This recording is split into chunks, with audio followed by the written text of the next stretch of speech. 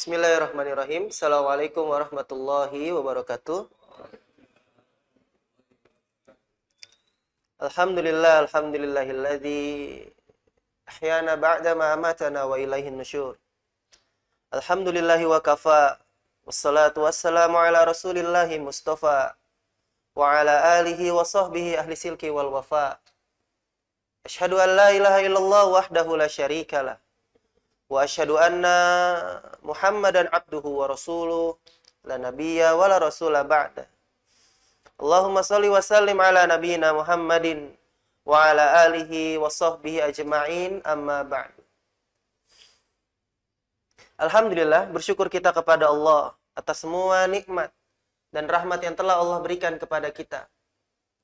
Sehingga Allah masih melembutkan hati kita dan kita mampu meringankan langkah kaki kita untuk bisa sama-sama menjalankan semua perintah yang Allah telah syariatkan kepada kita. Tatkala mungkin saudara muslim kita di luar sana masih banyak yang dilalaikan dengan nikmat yang telah Allah berikan kepadanya. Sebagaimana sabda Nabi sallallahu alaihi wasallam, "Ni'matani maghbunun fihi ma katsirun minan nas, as-sihah wal farah." Jadi kata Nabi sallallahu alaihi wasallam mengingatkan kepada kita semua bahwa akan ada manusia-manusia yang nanti di kemudian hari bahkan dengan kalimat kasir, banyak. Jadi akan banyak manusia yang mereka akan dilalaikan dua nikmat yang Allah berikan kepadanya. As-sihah wal farah. Yakni nikmat kesehatan dan yang kedua adalah nikmat kesempatan.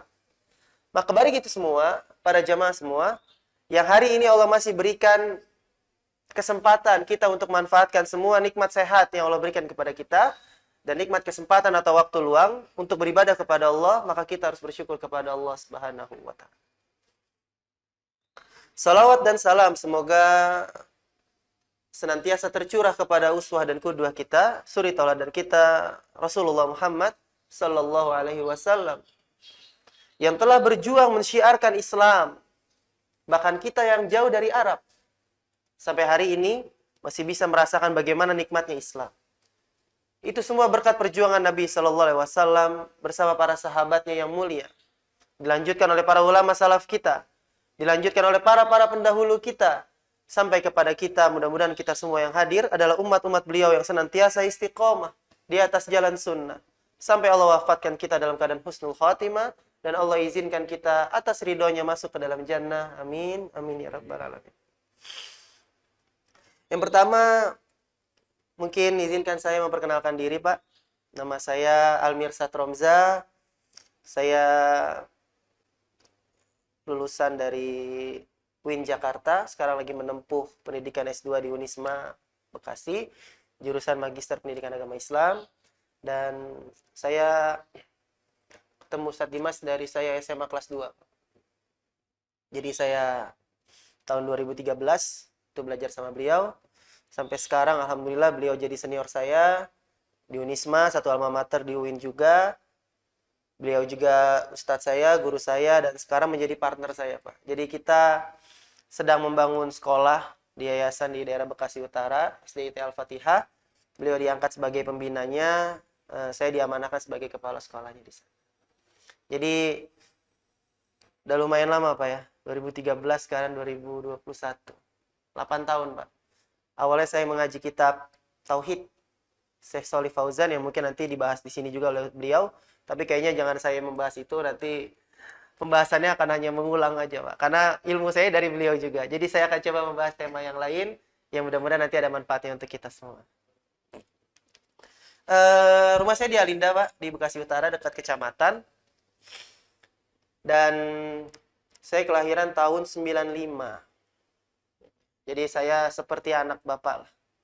Jadi mudah-mudahan ini sebagai pengingat dari seorang anak kepada ayahnya yang mungkin agak sibuk bekerja jadi banyak lupanya. Jadi bukan nasihat dari seorang guru kepada murid, bukan dari seorang ustadz kepada jamaah, tapi lebih kepada pengingat dari seorang anak kepada orang tuanya. Hari ini kita masuk Ramadan ke tanggal 26 ya, Pak ya. Ramadan itu bisa disebut berarti atau tidak, begitu terasa kehilangan atau tidak, tergantung siapa yang memaknai, Pak. Jadi hari ini, mohon maaf, Kalau ada orang yang bilang, waduh Ramadan gak terasa ya, sebentar lagi selesai. Itu kalimatnya bisa dua maknanya, Pak. Bagi orang-orang yang memaknai Ramadan itu begitu berharga, maka ia akan merasa kehilangan. Begitu Ramadan tinggal 4 hari lagi. Atau 3 hari lagi kalau kita 29 hari. Tapi bagi mereka yang Ramadan hanya seperti seremonial, setiap tahun datang, setiap tahun pergi, maka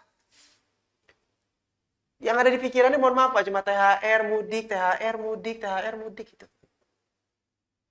Karena ini seremonial biasa. Maka mereka yang merasa kehilangan adalah mereka yang paham bahwa ia begitu berharga. Mereka yang merasa bersedih bahwa Ramadan akan pergi karena ia tahu bahwa ia begitu berarti. Maka salah satu ulama salaf atau ulama salaf kita dahulu dari kalangan tabi'in dikisahkan di dalam kitab Aina Nahnu min Akhlaqina Salaf. Kita dan generasi para salaful ummah, orang-orang soleh yang terdahulu, dibawakan kisah seperti ini, Pak. Di malam takbiran, mafhum kita memberikan tahniah ya Pak, mengucapkan ucapan selamat. Biasanya dengan mengucapkan taqabbalallahu minna wa minkum. Atau dengan redaksi yang lebih panjang, siyamana wa siyamukum. Kullu amin dan seterusnya. Dan ini dilakukan sama oleh ulama tabi'in taru. Karena ini memang salah satu sunnah Nabi SAW yang diajarkan para sahabat. Maka seorang murid ini di malam takbiran mengucapkan selamat kepada gurunya. Ya Syekh, taqabbalallahu minna wa minkum. Maka gurunya ini menjawab juga dengan kalimat yang sama. Taqabbalallahu minna wa minkum. Yang berbeda raut wajahnya. Jika murid tersebut mengucapkan dengan raut wajah berbahagia karena ia besok akan berhari raya, maka syekh ini atau gurunya menjawab taqabbalallahu minna wa minkum sambil menjabat tangan muridnya, tapi digambarkan di dalam buku tersebut sambil meneteskan air mata. Muridnya jadi nggak enak, Pak. Dia bahagia, ketawa-tawa, tapi ternyata gurunya nangis.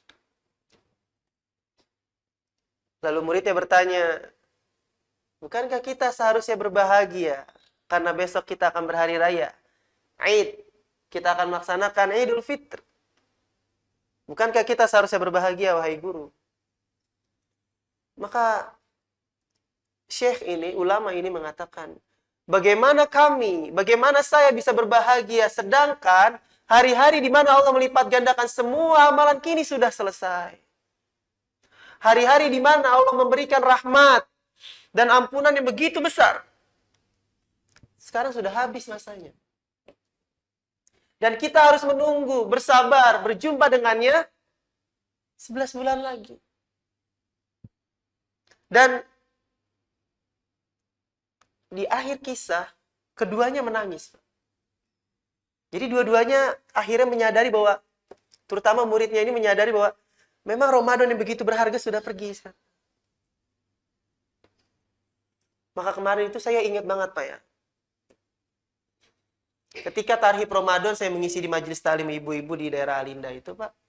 Saya bilang ke jamaah yang seperti ini kumpul. Bu, tolong ibu-ibu hafal wajah jamaah yang hari ini hadir. Kita ingat yang hari ini menyambut Ramadan siapa aja dalam kegiatan Tarhib Ramadan ini. Dan pastikan bahwa nanti kita akan bersama dengan mereka di akhir Ramadan. Hafalin wajahnya maksudnya. Kalau itu berhasil, atau kalau itu benar-benar terjadi, maka bersyukur kita kepada Allah. Karena kita semua yang hadir di Tarhib Ramadan ini bisa menyelesaikan Ramadan. Tapi tolong diingat bahwa banyak di antara kaum muslimin yang tahun lalu membersamai kita di bulan Ramadan, tahun ini udah gak bersama dengan kita. Maka, jika nanti ada di antara kita, Allah cukupkan umurnya sebelum bisa menyelesaikan Ramadan, mudah-mudahan Ramadan itu menjadi Ramadan yang terbaik untuk kita semua. Qadarullah, hari Kamis kemarin, Pak. Itu saya dapat kabar ketua majelis taklimnya yang meninggal. Jadi, hari Senin saya masih kontak WhatsApp dengan beliau. Beliau memberikan 30 paket box untuk berbuka, iftar. Hari Kamis atau hari Rabu itu, beliau masuk ke rumah sakit dan hari Kamisnya meninggal, Kak, karena pembekakan pembuluh darah. Siapa yang menyangka? Berarti Allah cukupkan kesempatannya untuk menjumpai dengan Ramadan.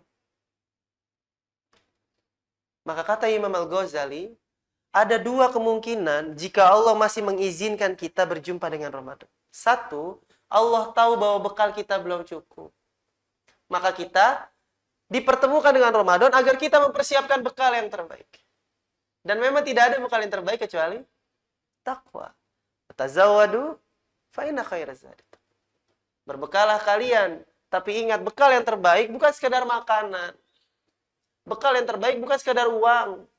Bekal yang terbaik adalah takwa kepada Allah SWT.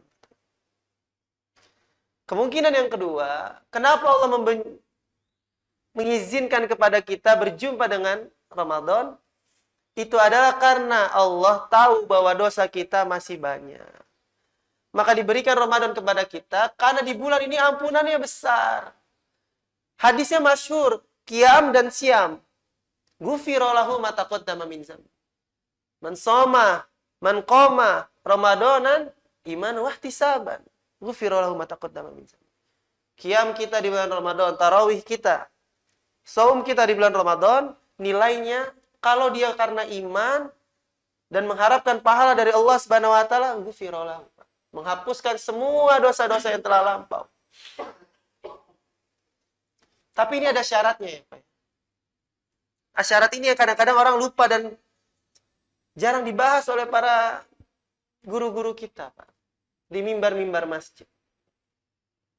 Sebenarnya hadis ini nanti akan dijelaskan di dalam hadis yang lain, Pak. Di dalam hadis riwayat Imam Muslim. Ketika Nabi sallallahu alaihi wasallam bersabda, "As-shalawatul khamsa wal jumu'ah ila jumu'ah wa Ramadan ila Ramadan mukaffirat bainahum." Jadi salat yang 5 waktu, subuh ke zuhur, zuhur ke asar, asar ke maghrib, maghrib ke isya, aslinya dari setiap salat yang kita lakukan itu bisa menghapuskan dosa di antara sholat tersebut. Jadi kalau hari ini kita sholat subuh, nanti kita sholat zuhur, kalau kita melakukan dosa di antara subuh ke zuhur, itu sudah terhapuskan dosanya, Pak, dengan sholat zuhur kita tadi. Dan selanjutnya, kalau kita melakukan sholat asar, dan kita melakukan dosa antara zuhur ke asar, itu sudah dihapuskan dengan sendirinya. Itu hadis Nabi SAW. Jadi ada penghapus dosa dalam waktu harian. Ada juga penghapus dosa dalam waktu pekanan. Wal jumu'ah ila jumu'ah. Dan di antara waktu Jumat, maksudnya sholat Jumat, dengan Jumat berikutnya, itu juga mukaffirat bainahun. Jadi kalau hari ini, atau Jumat lalu kita sholat Jumat, besok kita sholat Jumat, maka Jumat ini dan Jumat yang akan datang, atau Jumat yang kemarin, itu terhapuskan dosanya, Pak, dengan sendirinya. Dan Ramadan ila Ramadan. Tidak cukup dihapus dosa harian, ditambah dengan dosa pekanan juga dihapuskan, ditambah juga dosa tahunan dihapuskan, Pak. Ramadan ila Ramadan. Di antara satu Ramadan dan Ramadan yang akan datang, atau Ramadan tahun lalu kita berpuasa, Ramadan tahun ini kita juga berpuasa, maka di antara Ramadan ke Ramadan, kalau kita melakukan dosa, Allah hapuskan dosa itu. Syaratnya satu aja, Pak. Apa? Idzajtanibul kabair. Asal kalian menjauhi, meninggalkan dosa-dosa besar. Ternyata yang dihapuskan dosanya secara langsung itu adalah dosa-dosa kecil kita. Sebab dosa besar harus datang dengan taubat kepada Allah Subhanahu wa taala. Yang jadi masalah itu dosa besar itu banyak, Pak. Imam Az-Zahabi menuliskan kitabnya Al-Kabair, menulis ada 76 dosa besar. 76, Pak. Dari 76 itu yang kita tahu apa, Pak? Maksudnya kita tahu itu biar kita bisa menghindari itu, gitu. Yang mafhum, orang yang melakukan syirik itu pasti dosa besar. Yang kedua, orang yang lari dari medan jihad, lari dari medan peperangan. Ketika jihad sudah ditegakkan, ia lari, Pak. Bukan untuk mengatur siasat, tapi lari, Pak. Karena ketakutan itu dosa besar. Yang ketiga, uququl walidain. durhaka terhadap orang tua. Yang keempat, meninggalkan sholat dengan sengaja, padahal dia tahu hukumnya adalah wajib.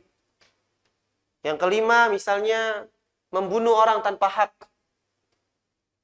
Lalu ada juga yang kita sama-sama tahu, berdusta atas nama Allah Subhanahu wa taala. Tapi saya ingin membahas satu, Pak. Dosa besar yang orang nggak sadar bahwa itu dosa besar. Dan ini begitu halus, sampai-sampai mungkin penyakit ini hanya datang kepada orang yang sudah lama taklim dan ikut kajian. Definisi dosa besar itu, Pak. Dosa yang Allah ancam dengan siksa neraka, dosa yang Allah ancam dengan gagalnya orang tersebut masuk ke dalam surga, dosa yang diancam oleh Allah dengan azab yang begitu besar atau laknat dari Allah Subhanahu wa taala. Itu dosa besar. Baik di dalam Al-Qur'an maupun Al-Hadis. Maka ada satu hadis Nabi sallallahu alaihi wasallam yang sebenarnya mengancam kita semua. Cuma nanti tinggal kita merasa terancam atau tidak dengan hadis ini. Dan mudah-mudahan kita semua nggak ada penyakit ini, Pak, di dalam jiwa kita. Karena ancamannya luar biasa. Kata Nabi SAW, La yadkhulul jannah. Itu depannya aja udah kita sama-sama tahu, Pak. La yadkhulul jannah. Orang ini nggak akan masuk surga. Jadi kalau kita ngelakuin perbuatan ini, udah pasti kita nggak bisa masuk surga, Pak. Man kana fi qalbihi misqala dzarrah al-kibar. Kalimatnya sama dengan surat Al-Zalzalah ya, Pak ya. Misqala dzarrah. Bisa diartikan dengan biji sawi atau hal yang sangat kecil lah sederhananya, Pak. Setitik gitu. Misqala dzarrah al-kibar. Tidak akan masuk ke dalam surga mereka yang di dalam hatinya ada sedikit saja kesombongan. Lalu ketika hadis ini disampaikan kepada para sahabat bertanya kepada Nabi Shallallahu Alaihi Wasallam, ya Rasulullah, bukankah semua orang suka pakai pakaian yang bagus, suka memakai sendal yang bagus? Jadi di pikiran para sahabat saat itu, yang dimaksud orang sombong tuh orang yang sering pakai baju bagus, Pak, keluar kemana-mana pakai baju bagus, pakai baju baru mulu misalnya. Atau orang yang pakai sepatu bagus, sepatunya baru mengkilap misalnya. Dikira para sahabat tuh yang itu yang disebut sombong. Maka Nabi SAW mengatakan, Innallaha jamil yuhibbul jamal. Allah itu mencintai keindahan, Allah itu maha indah. Jadi karena Allah maha indah, Allah tuh mencintai yang indah-indah gitu. Maka seorang muslim bahkan harus dan wajib menjaga dirinya agar senantiasa indah, enak dipandang, good looking gitu, Pak. Nah, ini seorang muslim, Pak. Jadi itu bukan yang dimaksud sombong oleh Nabi Shallallahu Alaihi Wasallam. Maka yang dimaksud sombong itu adalah al-kibar, batarul haq, wa ghamtun nas. Kata Nabi Sallallahu Alaihi Wasallam menjawab pertanyaan para sahabat, yang dimaksud sombong adalah mereka yang menolak kebenaran, batarul haq, wa ghamtun nas, dan mereka meremehkan manusia. Orang itu, Pak, biasanya nggak mau nerima kebenaran karena apa, Pak? Karena yang menyampaikan kebenaran, Pak, nggak bisa dia terima. Mohon maaf ya, Pak ya. Kadang-kadang orang tua tuh ada yang nggak bisa terima masukan dari anaknya. Kenapa? Karena anaknya masih kecil. Alah, anak mau kencur, tahu apa sih? Misalnya kan gitu. Anak kemarin sore, tahu apa sih misalnya. Maka, kebenaran di bawah orang tersebut menjadi salah di hadapan kita dan kita menolak kebenaran tersebut sebab yang menyampaikan kita remehkan, Pak. Ada seseorang yang mungkin baru ngaji, tiba-tiba datang kepada kita menyampaikan kebenaran yang padahal memang saat itu kita keliru, Pak. Cuma karena ada ego di dalam diri kita, kita merasa lebih besar daripada orang tersebut, malu rasanya kita menerima nasihat dari orang tersebut. Maka itu jatuh kesombongan kepada. Batarul haq, dia menjadi menolak kebenaran sebab ia meremehkan manusia. Maka inilah yang diancam oleh Nabi SAW kepada umatnya bahwa nanti kalian tuh nggak akan masuk surga kalau punya sifat itu. Imam Hasan al-Basri apa? Salah satu ulama besar dari kalangan tabi'in. belajar langsung kepada sahabat Anas bin Malik. Beliau tuh terbiasa, Pak, menjaga dirinya. Padahal saat itu kaum muslimin membesarkan nama Hasan al-Basri. Jadi Hasan al-Basri ini ulama besar yang namanya masyhur. Dan orang-orang membesarkan nama Hasan al-Basri. Tapi Imam Hasan al-Basri tahu, Pak, ketenaran namanya, kebesaran namanya ini berbahaya untuk dirinya. Dia harus senantiasa menjaga hatinya agar tidak merasa besar. Tidak merasa lebih hebat daripada orang lain. Sebab inilah yang mengancam kita semua. Sebab inilah diancam oleh Allah bahwa orang tersebut tidak akan masuk ke dalam surga. Sebab inilah yang menjatuhkan iblis menjadi makhluk yang paling Allah laknat. Padahal tadinya ia begitu taat kepada Allah. Wa izkulna lil malaikatis judu li adama fasajadu illa iblis. Apa dosanya, Pak? Aba wastakbar. Ketika malaikat itu dan iblis dan semua makhluk diminta untuk bersujud kepada Nabi Adam alaihissalam. Sujud dalam bentuk penghormatan, bukan dalam bentuk peribadatan. Karena beribadah hanya kepada Allah Subhanahu wa taala. Malaikat bersujud illa iblis. Kecuali iblis. Kenapa? Aba wastakbar. Dia merasa lebih besar. Dia merasa lebih hebat. Dia merasa lebih tinggi daripada Adam alaihissalam. Khalaqtani min nar, khalaqtahu min tin. Di dalam ayat yang lain. Engkau menciptakan saya dari api dan engkau menciptakan dia Adam alaihissalam dari tanah. Ana khairu minhum. Saya ini lebih baik daripada Adam. Jadi dia merasa lebih baik, Pak. Maka iblis karena dia merasa lebih besar daripada Adam alaihissalam, dia menjadi sombong dan menolak kebenaran. Kebenarannya apa, Pak? Nabi Adam itu makhluk terbaik, itu kebenarannya. Di surat At-Tin kan seperti itu. Laqad khalaqnal insana fi ahsani taqwim. Allah itu sudah menciptakan manusia dengan bentuk yang sebaik-baiknya. Manusia itu yang paling sempurna, itu kebenaran yang sebenar-benarnya. Iblis menolak dan mengatakan bahwa yang betul, saya ini lebih hebat, lebih besar daripada Adam alaihissalam. Maka sifat atau penyakit hati paling pertama di muka bumi ini adalah sombong. Maka Allah mengancam luar biasa.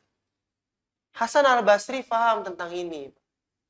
Ketika umat manusia saat itu, kaum muslimin membesarkan nama beliau, beliau mempunyai sikap yang luar biasa, Pak. Tolong ini kita contoh dengan sebaik-baiknya, Pak. Dan ini menjadi pelajaran untuk kaum muslimin yang begitu berharga, Pak. Tercatat dengan rapi itu, Pak. Sampai sekarang.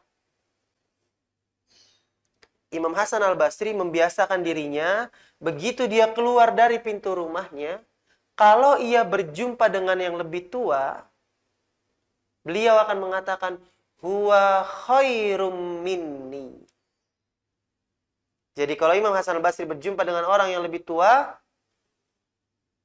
secara umur atau secara keilmuan, maka Imam Hasan al-Basri akan mengatakan, huwa khairum minni. Dia pasti lebih baik daripada saya. Itu untuk memendam rasa besar hati kita, Pak. Rasa besar Imam Hasan al-Basri. Dia mengatakan itu diucapkan dengan keras, Pak, sampai terdengar oleh telinganya sendiri gitu. Jadi bukan terbesit di dalam hati. Huwa khairum minni, huwa khairum minni, huwa khairum minni. Pastikan bahwa dia adalah orang yang lebih baik daripada saya. Kenapa? Sabaqani bil hasan. Kenapa? Karena dia sudah mendahuliku dalam melakukan kebaikan. Berarti pahalanya jauh lebih banyak karena umurnya banyak, dia lebih tua daripada saya, maka pasti amal-amal solehnya jauh lebih banyak daripada saya. Sebab pengalaman hidupnya, umur yang Allah kasih udah lebih banyak daripada dia. Wa khairum minni. Tapi sebaliknya, Pak. Kalau bertemu dengan orang yang lebih muda, apa kata Imam Hasan al-Basri? Huwa khairum minni, huwa khairum minni, huwa khairum minni. Sama, Pak. Kalau ketemu orang yang lebih muda, kata Imam Hasan al-Basri, dia pasti lebih baik daripada saya. Dia pasti lebih baik daripada saya. Dia pasti lebih baik daripada saya. Kenapa? Sabaqatu bil ma'asi. saya itu udah mendahului dia dalam melakukan kemaksiatan. Jadi, karena umur saya lebih banyak, pasti kesalahan dan maksiat yang saya lakukan sudah lebih banyak daripada orang ini. Karena orang ini umurnya masih muda, masih sedikit ngelakuin dosa. Jadi Imam Hasan al-Basri itu membiasakan seperti itu, Pak. Biar senantiasa terjaga hatinya agar tidak merasa besar di hadapan Allah Subhanahu wa taala. Maka ini harus kita terapkan, Pak. Berjumpa dengan yang lebih tua, berjumpa dengan orang yang lebih dahulu hijrah kepada Islam, pastikan bahwa dia itu pasti lebih baik daripada saya. Sebab dia amalannya, pahalanya jauh lebih banyak daripada saya.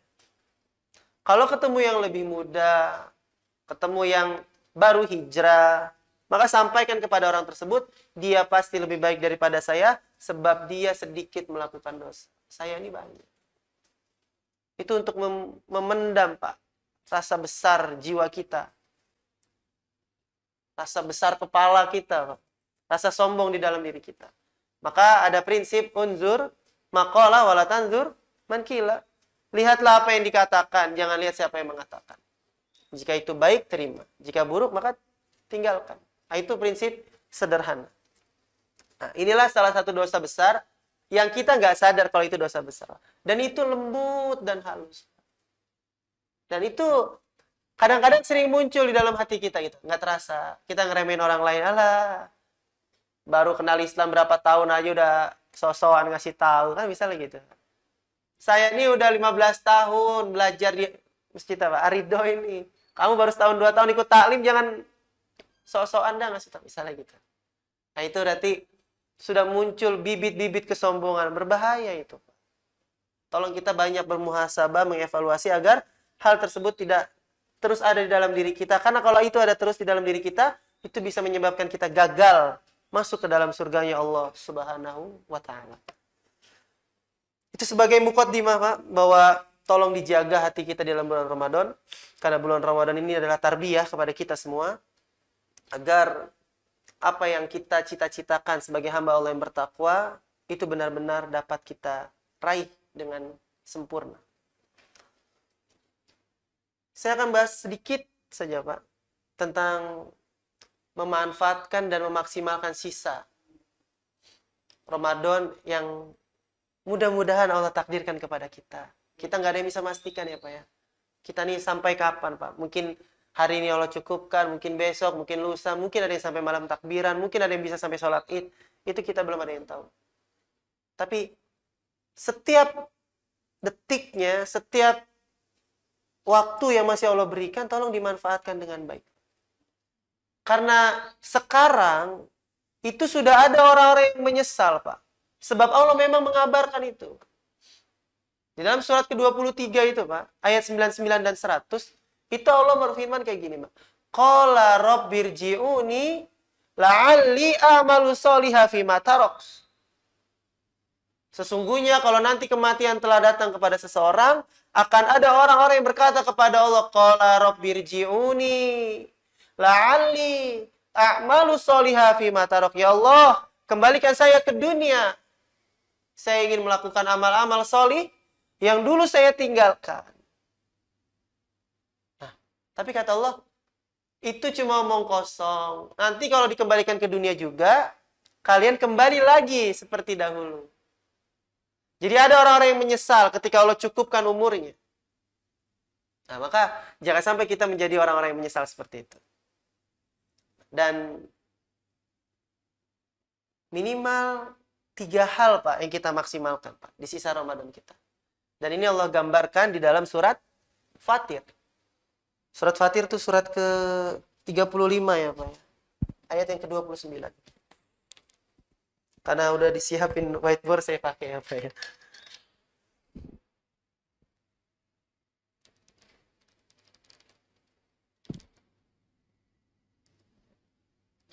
Oh.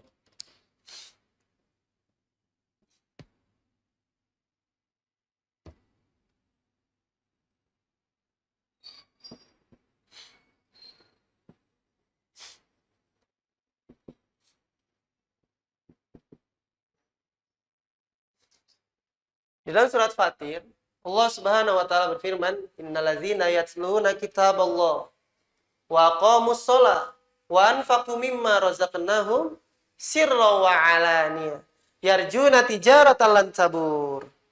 Jadi yang pertama, Pak, yang harus dimaksimalkan itu adalah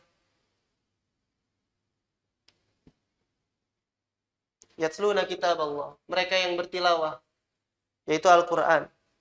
Yang kedua, wa aqamus shalah. Yang ketiga, infak. Infak di sini Allah kabarkan, Pak, sir. Maksudnya sembunyi-sembunyi ataupun secara terang-terangan. Sembunyi atau diam-diam. Atau yang kedua terang-terangan. Wa'ala nih.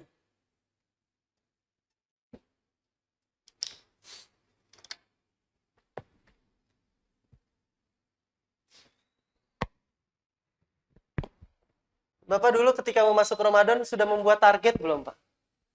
Kalau tahun ini insya Allah saya mau hatam 1 kali. Ah, 1 kali udah biasa 2 kali. Ah, kalau hatamnya baca Arabnya doang kayaknya biasa. 1 kali hatam baca Arabnya, 1 kali hatam baca terjemahan atau pembahasan tafsirnya. Nah, kalau dulu kita pernah membuat target-target tersebut, sekarang dicek, Pak. Kira-kira sampai detik ini target yang kita sudah canangkan tuh sudah hampir tercapai atau jauh, Pak, terlalaikan. Kalau dia mau hatam Al-Quran minimal, kalau sekarang udah hari ke-26, itu sekarang udah masuk juz 27 harusnya. Nah, dicek, Pak. Kira-kira ini kita udah juz 27? Atau jangan-jangan masih juz 7 gitu kan? Berarti jauh banget kita ketinggalan dari target kita. Orang-orang sudah melesat dengan semua amalan, kita masih diam di tempat. Nah, seperti itu. Jadi, target-target yang dulu kita buat, coba dicek lagi sekarang. Ini kira-kira target ini udah mau tercapai karena sisanya tinggal sedikit. Atau masih banyak banget yang ketinggalan.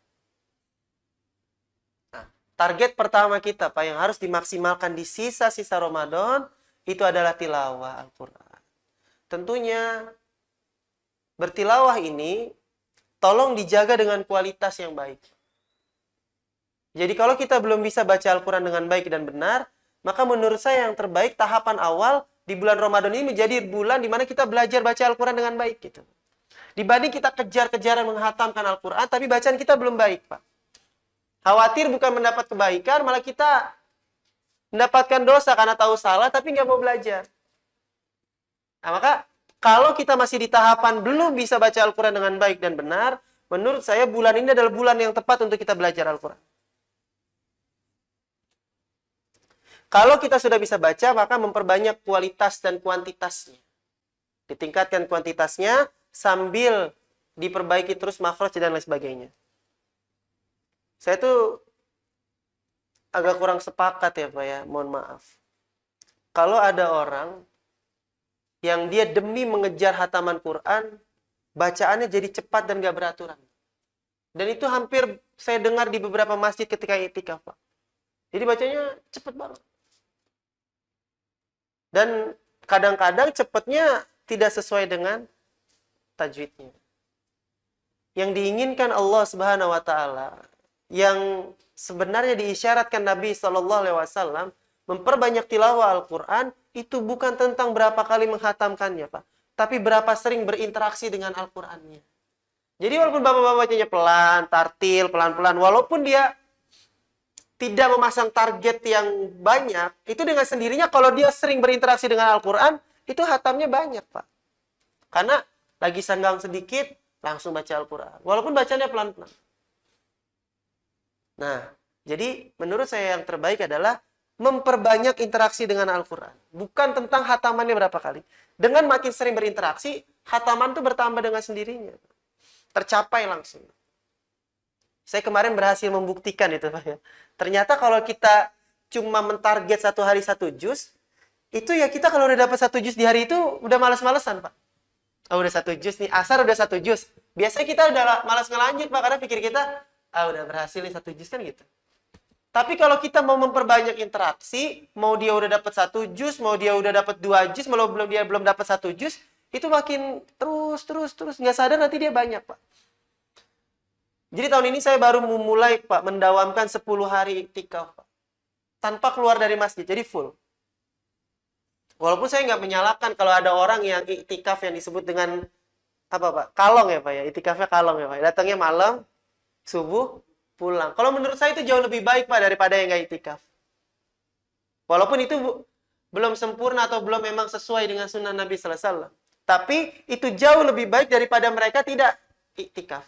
Kenapa minimal kalau dia datang ke masjid, itu minimal dia 2-3 lembar baca Al-Quran dulu baru tidur Pak. Sholat dulu, sholat sunnah 2 rakaat dulu kan baru tidur ini Pak. Kalau di rumah belum tentu Pak.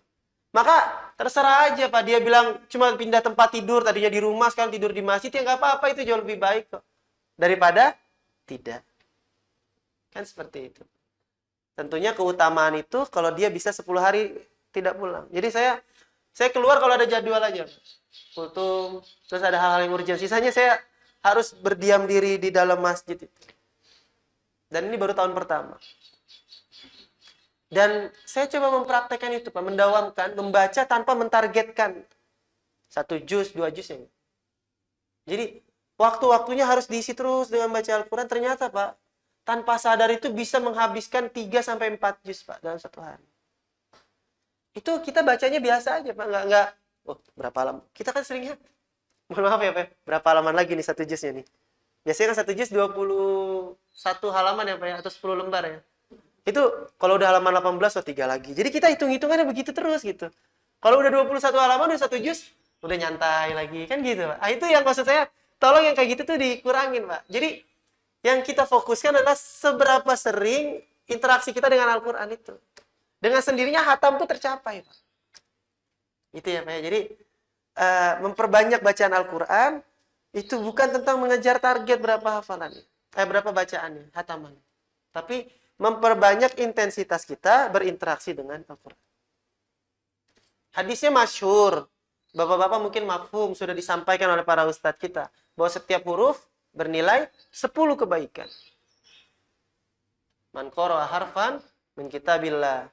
Siapa yang membaca 1 huruf di antara kitab Allah, maksudnya Al-Quran.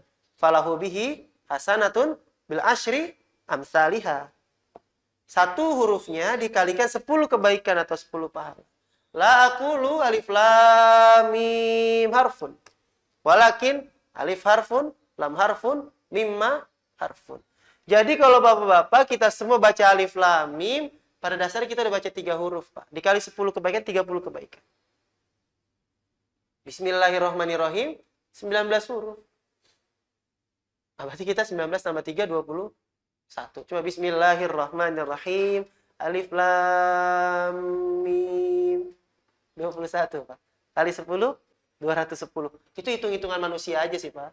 Berarti kita udah dapat 210 pahala. Itu di luar bulan Ramadan. Di bulan Ramadan bisa Allah lipat gandakan lagi 10 sampai 700 kali lipat di dalam hadis Nabi SAW. Semua amalan. Nah, maka rugi orang-orang yang tidak mau berinteraksi dengan Al-Quran dengan baik dan maksimal di bulan ini. Sebab memang ini syahrul Quran, Pak.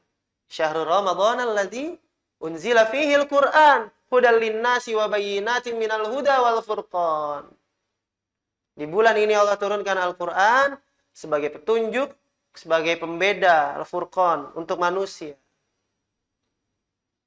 Dan memang apapun yang berinteraksi dengan Al-Quran, dia menjadi mulia. Kenapa kota Mekah dan Madinah, Pak, sampai hari ini menjadi kota yang paling mulia? Karena di 2 kota tersebut Allah turunkan Al-Quran. Mengapa malaikat Jibril alaihissalam menjadi malaikat yang paling mulia? Ruhul Kudus. Sebab malaikat Jibril membawa wahyu Al-Quran.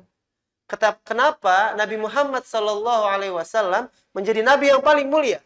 Namanya senantiasa disandingkan dengan nama Allah Subhanahu wa taala. Asyhadu an la ilaha illallah wa asyhadu anna Muhammadar Rasulullah. Senantiasa bersanding dengan nama Allah Subhanahu wa taala sebab kepadanya lah Allah wahyukan Al-Qur'an.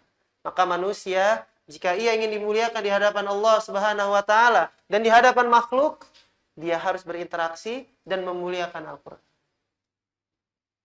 Maka jaga Al-Qur'an kita, Pak. Di bulan ini adalah bulan Al-Qur'an. Tilawah. Dan ibadah itu harus dipaksa ya, Pak.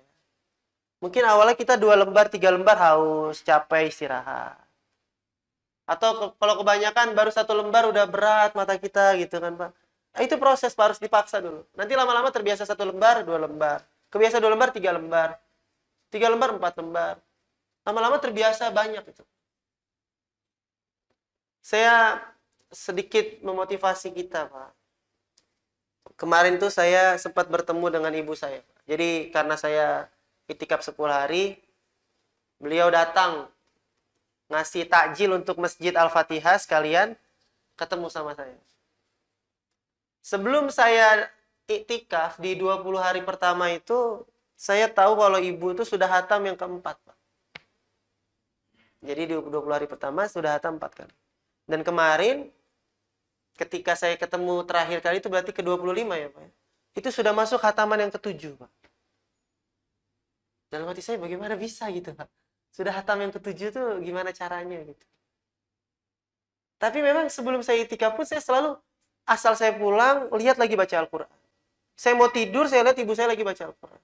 Saya bangun saya lihat ibu saya lagi baca Al-Qur'an. Jadi nggak baca Al-Qur'annya cuma kalau mau belanja dan masak untuk keperluan sahur dan berbuka puasa. Iri kita Pak sama yang kayak gitu. Kok bisa gitu? Kok kayak nggak aus-aus gitu? Kita nih 2 lembar aus capek kan gitu Pak. Karena belum terbiasa Pak. Maka itu harus dipaksakan dan dibiasakan. Nah, itu tentang tilawah. Yang kedua, sholat, Pak. Sholat di sini saya mau memastikan bahwa kita nggak bicara lagi sholat wajib ya, Pak ya. Yang wajib tuh kayaknya udah bukan pembahasan kita. Tapi kita mau bicara yang sunnah ini. Atau kalau bisa disebut dengan nafil. Yang tambahan-tambahan itu, Pak. Kalau sunnah nanti identik dengan yang rawatib. Yang rawatib itu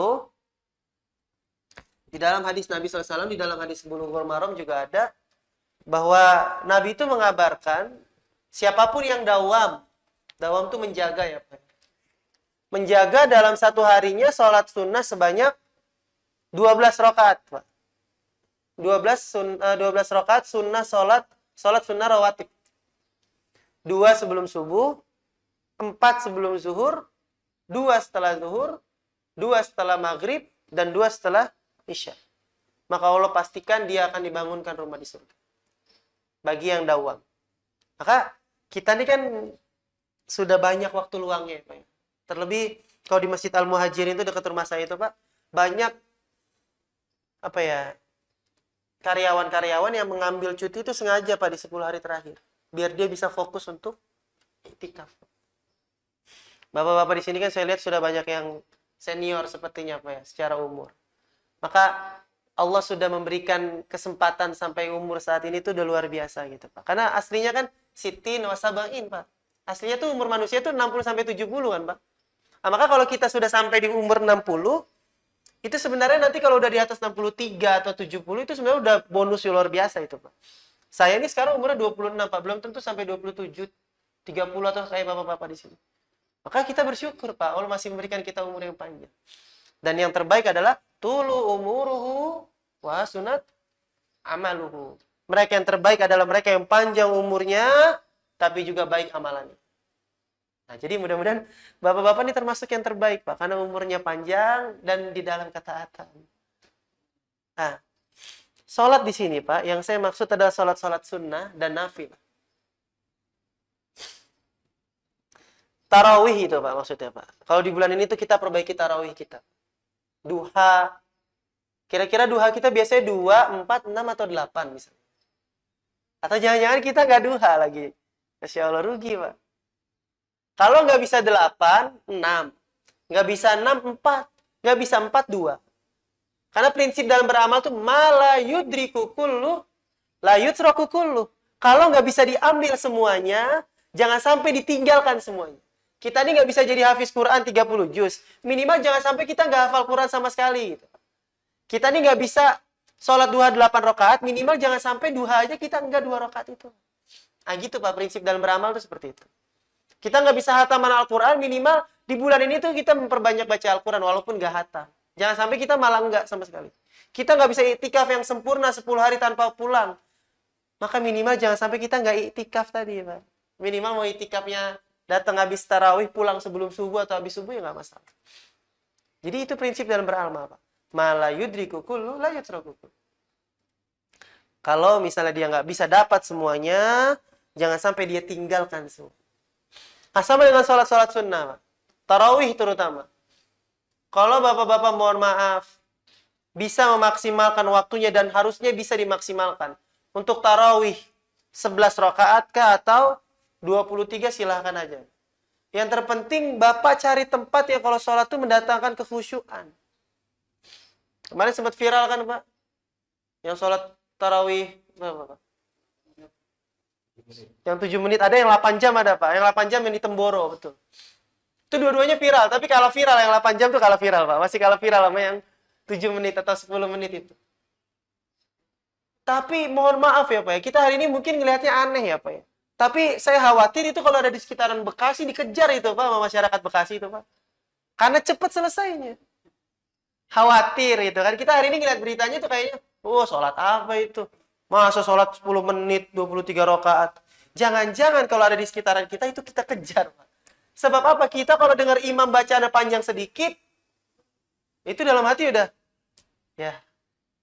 Imam baru baca, ya ayyuhalladzina amanu kut. Dalam hati, ya elah Al-Baqarah. Itu berarti ada yang salah dalam diri kita itu, Pak. Belum datang khusyuan yang luar biasa. Tapi kalau baca inna, wah suratnya pendek nih juz 30.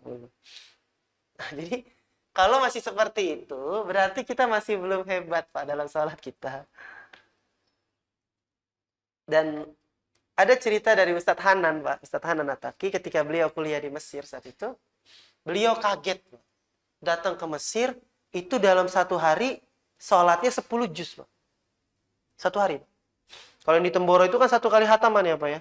Jadi sholatnya mulai dari ba'da maghrib, maksudnya mulai bacaannya itu ba'da maghrib sampai subuh. Maksudnya bacaannya berlanjut itu dari situ dimulai. Karena waktu malam kan qiyamul lailnya. Itu 30 juz, Pak. Kalau di Mesir satu hari 10 juz, Pak.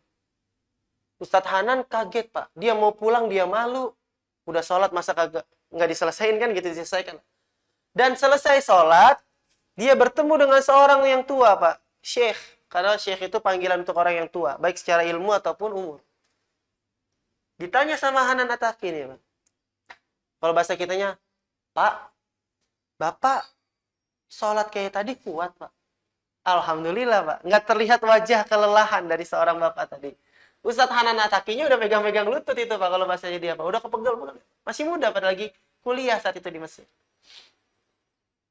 Terus, ini kayak gini udah berapa lama, Pak? Maksudnya, apa ya, sunnah atau kebaikan ini dilakukan di masjid ini tuh yang satu hari 10 juz itu udah berapa lama? Ini udah saya dari muda, katanya. Jadi dari Bapak itu muda sampai sekarang udah tua, itu didawamkan, Pak, satu hari 10 juz selama Ramadan. Ketika tarawih. Terus terakhir kata Ustadz Hanan, kok Bapak bisa kuat? Pertanyaan terakhir gitu, Pak. Kok Bapak bisa kuat? Apa jawaban seorang syekh ini, Pak? Karena saya berdiri dengan kekuatan iman, kamu berdiri dengan kekuatan dirimu sendiri. Jadi yang bikin kuat tuh himmah, Pak, di sini. Makanya iklan susu Denko yang baru, Pak. Nanti Bapak-bapak kalau lihat iklan susu Denko bagus itu, Pak. Anaknya nggak sahur kalau nggak salah ya. Itu terus ibunya bilang, anaknya bilang takut nggak kuat puasanya, Pak. Kata ibunya, yang bikin kamu kuat puasa itu bukan di sini, tapi di sini. Itu Pak, baru satu kali ngeliat iklan hebat itu, Pak. Susu Denko itu, Pak. Nanti lihat ya, Pak. Iklan baru itu susu Denko. Yang bikin kamu kuat puasa itu di sini, Pak. Bukan di sini. Jadi bukan tentang sahurnya berapa piring, tapi himmah dan tekadnya, Pak. Mau menyelesaikan puasa itu. Itu yang bikin dia kuat. Hari-hari biasa kan kita sering buktiin ya, Pak ya. Kalau puasa sunnah tuh, kadang kita nggak sahur aja, kuat, Pak. Tapi kalau lagi nggak puasa, jam 8 udah lapar. Udah sarapan jam 11 udah lapar. Kenapa, Pak? Karena nggak ada tekad untuk menjaga puasa. Tapi kalau puasa, itu kadang nggak sahur aja kuat. Nah, jadi yang bikin kuat tuh himmahnya, Pak. Tekadnya, imannya. Bukan fisik. Nah, maka kalau kita mau kuat sholat sunnahnya, Pak, kayak di Temboro itu, Pak, luar biasa, Masya Allah. Di Temboro tuh dibikin halakoh, Pak. Ada yang 5 juz, ada yang 10 juz, ada yang nanti yang paling tinggi yang hataman 30 juz. Jadi Ada halako-halakonya. Mungkin kalau yang baru-baru, santri-santri yang kecil, mungkin yang 5 juz aja semalam. Itu aja udah luar biasa, Pak. Di Al-Muhajirin itu 1 malam 1 juz, jamaah udah pada komplain, Pak. Cuma bertahan 3 hari, besoknya berkurang 1 malam setengah juz. Padahal imam kita, imam yang hafiz Quran, luar biasa. Nah, jadi, kalau sudah terbiasa dengan kebaikan, maka hal-hal yang terlihat berat di pandangan manusia pada umumnya itu ringan, Pak, bagi kita. Nah, maka sholat tarawih itu harus senantiasa dijaga kekhusyuannya terutama. Bapak-bapak boleh pilih mau yang di sini misal 11 atau di tempat lain 23. Tapi menurut saya yang terbaik itu yang mendatangkan kekhusyuan. Gitu ya, Pak ya. Dan tarawih itu salah satu ibadah yang nggak ada lagi di luar bulan puasa.